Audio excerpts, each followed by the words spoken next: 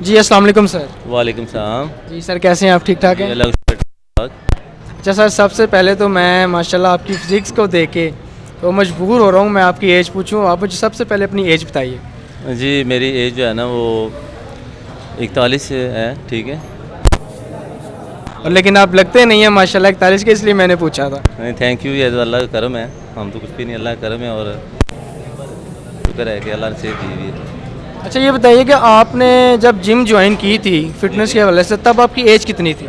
जब मैंने first gym join किया था तब मैं 16 साल का था और 18 साल की एज में मैंने पहला कंपटीशन लड़ा था और उसमें अल्हम्दुलिल्लाह मैं गोल्ड मेडल हुआ था लाहौर में 60 कैटेगरी में।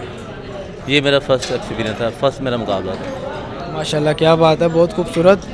अच्छा सर मुझे ये बताइएगा कि इतनी आपने स्ट्रगल की होगी यहाँ इस मुकाम तक पहुँचे, तो आप क्या मतलब कहेंगे कितनी स्ट्रगल थी आपकी वो?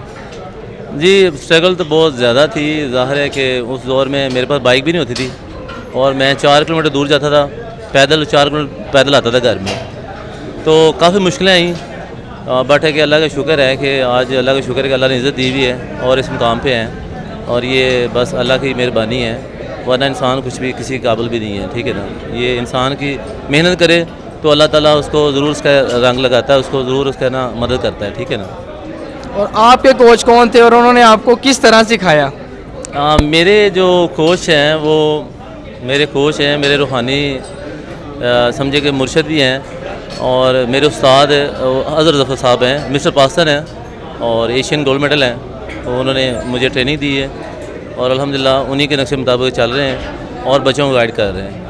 कितने अरसे में आप मुकम्मल एक बॉडी बिल्डर तैयार हो गए थे? स्ट्रगल पर डिपेंड करता है कि एक बच्चा अगर आपसे नेक निकती से आपके साथ ट्रेनिंग कर रहा है और वो सही टाइम पर डाइट ले रहा है और टाइम पे सोता है और टाइम पे ट्रेनिंग करता है, तो एक अच्छा बच्चा जो है ना वो 1.5 साल में बॉडी बिल्डर बन सकता है, ठीक है। साल में तकरीबन पता चल जाए कि बॉडी बिल्डिंग कर रहा है, तो इसी तरह जो करता रहता है वो और आगे बढ़ता बढ़ता बढ़ता वो अपने मुकाम पर पहुँच जाता है, ठीक है।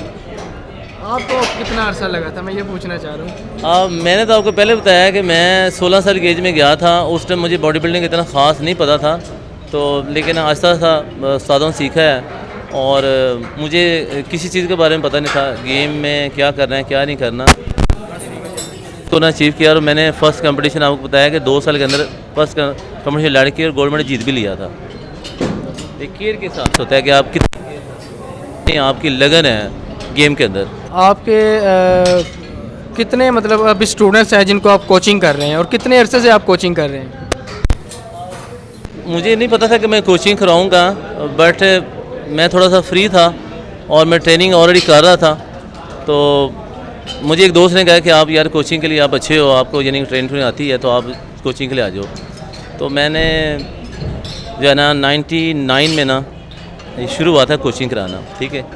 तो अल्लाह का शुक्र है तब से आज तक मैंने काफ़ी लड़कों को फिट किया है, जिसमें मेरे लड़के मिस्टर लाहौर भी हैं, जूनियर मिस्टर लाहौर हाफिज़ उमर हुआ, ठीक है, मैन फिज़िक, और उसके बाद जो है ना काफ़ी लड़के गोल्ड मेडल हमने जीते हैं, ठीक है। और अल्लाह का शुक्र है कि अब तक मुझे नहीं पता कि मैंने कोई 40-50 हज़ार लड़कों को ट्रेनिंग करा चुका हूँ, वेरी गुड, ठीक है। और अल्लाह का शुक्र है कि काफ़ी जिमों में जो कोचिस है ना वो मेरे स्टूडेंट हैं इस टाइम, ठीक है। तो ये पंजाब जिम से मैं शुरू से इसी रिलेटेड हूँ और इसी को चला रहा हूँ, ठीक है। और अल्लाह का शुक्र है कि ये 21 साल हो गए तकरीबन ट्रेनिंग करवाते हुए मुझे ना। अच्छा सर ये बताइएगा कि माशाल्लाह आपके काफ़ी स्टूडेंट्स जिन्होंने मुकाबले किए, एक ट्रेनर को तैयार करने में मुकाबले के लिए कितना पैसा लगता है और कितना वक्त लगता है उसको? पैसा तो पहले तो बहुत कम कॉस्टली था, लेकिन अब बहुत ज़्यादा महंगाई हो गई और काफ़ी ज़्यादा पैसे लग जाते हैं। आजकल के दौर में नॉर्मल डाइट जो एक बच्चा लेता है कंपटीशन के लिए वो पर डे 1000 रुपये डेली का चाहिए हमें अच्छी डाइट के लिए। तो ये इसी से आप हिसाब लगाएंगे, अगर लड़का कोई आपके पास आता है वो 6 माह तैयारी करता है, ठीक है, और उसका कितना आपका खर्चा होता है, ठीक है ना। तो काफ़ी ज़्यादा एक्सपेंसिव गेम हो गई है, बट है कि लगन अगर हो तो अच्छी ट्रेनिंग हो तो बंदा इससे भी जल्दी तैयार होता है और कम पैसा भी हो जाता है। पैसा सारी काउंट नहीं करती, आपकी स्ट्रगल है, आपने करना क्या, आपके अंदर लगन होनी चाहिए। अच्छा सर हमने अक्सर देखा है कि एक ट्रेनर को जल्दी तैयार करने के लिए सप्लीमेंट्स भी दिए जाते हैं, तो उसके हवाले से आप कहेंगे वो किस हद तक मुफीद हैं, देने चाहिए या नहीं देने चाहिए? सप्लीमेंट की जहाँ तक हद है, सप्लीमेंट तो लोग देते हैं ऑलरेडी, जिमों में दे रहे हैं, ठीक है। बाकी सप्लीमेंट उसके बारे में मैं कोई ऑब्जेक्शन नहीं करूँगा कि वो नहीं खानी चाहिए। सप्लीमेंट खा सकते हैं लोग, बट एक स्टीरॉयड की तरफ नहीं जाना चाहिए ज़्यादा, ठीक है। वो नुकसानदेह, और जो स्टीरॉयड पे मसल का जो लेवल बैठता है ना, कि आपने स्टीरॉयड पे मसल तैयार किया तो उसकी एज कम है। जो आपने स्ट्रगल से बनाया हुआ है ना अपनी डाइट के ऊपर, उसकी एज ज़्यादा है, वो ज़्यादा देर तक फिट रहेगा। जैसे कि आप मुझे लगा लें कि मैंने शुरू में कोई स्टीरॉयड वगैरह नहीं यूज़ की, तो आप देखें कि मेरी एज जो है ना वो 41 साल एज है, ठीक है ना। और अल्लाह का शुक्र है कि मैं फ़िट हूँ। ये नहीं कि डायरेक्ट आप फ़ौरन स्टीरॉयड पे या इसके ऊपर सप्लीमेंट पे ना जाओ। डायरेक्ट आपको अच्छी डाइट चाहिए, आप केयरिंग हो, आप मेहनत करो, आप इंशाल्लाह ताला फिट हो सकते हो। अच्छा सर, कौन सी ऐसी मखसूस डाइट आप रिकमेंड करते हैं अपने ट्रेनर को या अपने स्टूडेंट्स को, वो जिन चीज़ों का ख्याल रखे, और वो डाइट कौन सी होनी चाहिए? जो ये होता है बॉडी वाइज भी होता है। अगर एक बंदा हमारे पास आया है, उसकी बॉडी बहुत ज़्यादा भारी है और वो यानी कि मोटापे की शक्ल में है, तो उसकी डाइट हम थोड़ा सा साफ़ रखते हैं। चिकन है, एग वाइट है, ठीक है, ब्राउन ब्रेड है, साथ में जूसेस वगैरह कराते हैं, तो वो लड़का उससे फिट होता है, ठीक है ना। और एक लड़का हमारे पास आता है, वो उसकी बॉडी स्लिक है, वो छोटा है, बच्चा छोटा, तो उसको हम क्या करते हैं, उसको हमें दलिया देते हैं, उसको हमें दूसरा कीमा वगैरह, ठीक है। उसके साथ हम फ्रूट कराते हैं, ठीक है, अंडे कराते हैं, दूध वगैरह या मिल्क शेक, इन चीज़ों से हम तैयार करते हैं, ठीक है ना।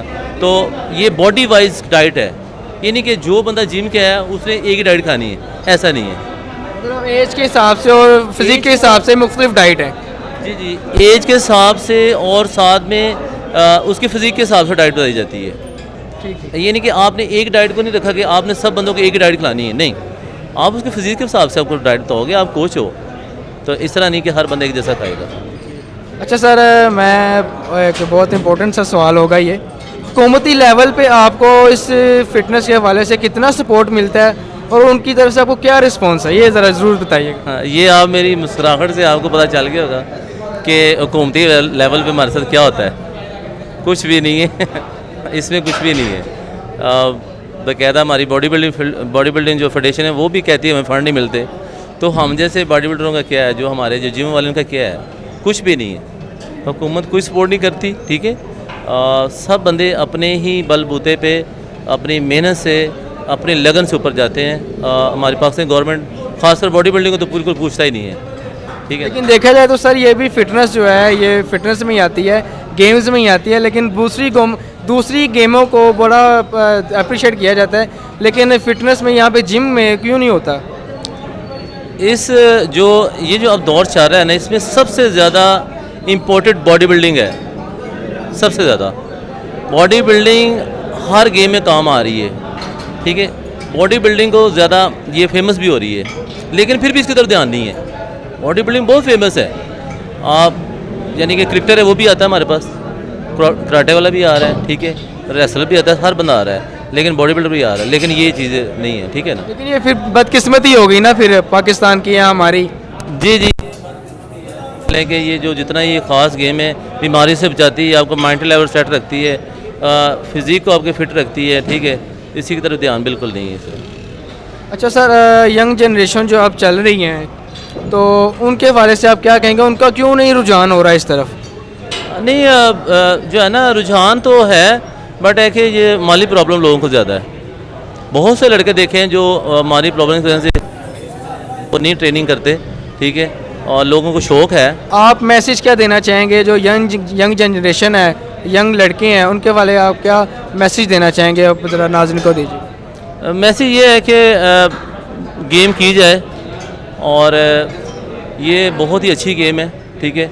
और दूसरा है कि ना इसमें आपको बीमारियों से छुटकारा मिलता है, एवरीथिंग, हर बीमारी, डिप्रेशन तक भी आपको, आप सारा दिन थके हैं, आप घर आएँ, घर आके अपना फ्रेश होकर जिम आ जाएँ, आपको डिप्रेशन तक छोड़ जाएगा, आपकी फ़िज़िक फिट होगी, आप माइंडल तौर पर फिट रहेंगे, आप खूबसूरत नज़र आएंगे। आपने इसको गेम को करना है, और मैं कहता हूँ हर बंदे को करना चाहिए, हर बंदे को गेम करनी चाहिए। जितनी बीमारियां बढ़ती जा रही हैं, हर दूसरा बंदा बीमार है, तो गेम करनी चाहिए। मैं तो प्लीज़ हर बंदे को कहूँगा कि आप जैसे बाहर लोग ट्रेनिंग कर रहे हैं, हर बंदे कर रहे हैं, तो पाकिस्तान में ये करना चाहिए, और पाकिस्तान में ये होना चाहिए कि इसको कोई रिलीफ मिलना चाहिए। जैसे जिमों को कुछ मिलना चाहिए रिलीफ का करके, उनके एक्सपेंस बढ़ते जा रहे हैं और दूसरा उनके खर्चे जो बढ़ रहे हैं और उनको आमदनी कम है। तो इसकी तरफ जो है ना बहुत ये कम ध्यान है हमारी हुकूमत का, मसलन कोई इसका हाल नहीं है। मैं चाहता हूँ कि ये अल्लाह करे इधर ध्यान हो, कुछ ना कुछ ये ऊपर जाए। खाली हमारे पाकिस्तान में क्रिकेट नहीं है, बॉडी बिल्डिंग बहुत बड़ी चीज़ है।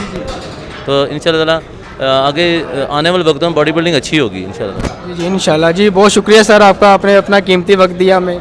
जी थैंक यू, आपका भी बहुत शुक्रिया, थैंक यू। जी नाज़रीन, ये थे पंजाब जिम के कोच लियाकत साहब।